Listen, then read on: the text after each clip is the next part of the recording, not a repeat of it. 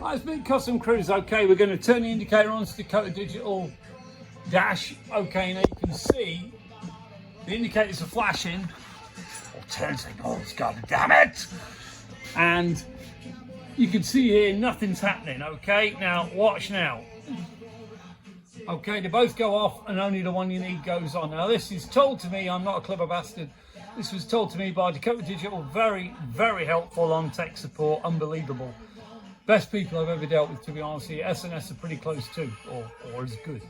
Okay, all you're going to do, you're going to get your left and your right indicators going into here. Okay, you just solder them together and put an earth on. Now if you watch, I'll put the earth on here. Okay, and it works.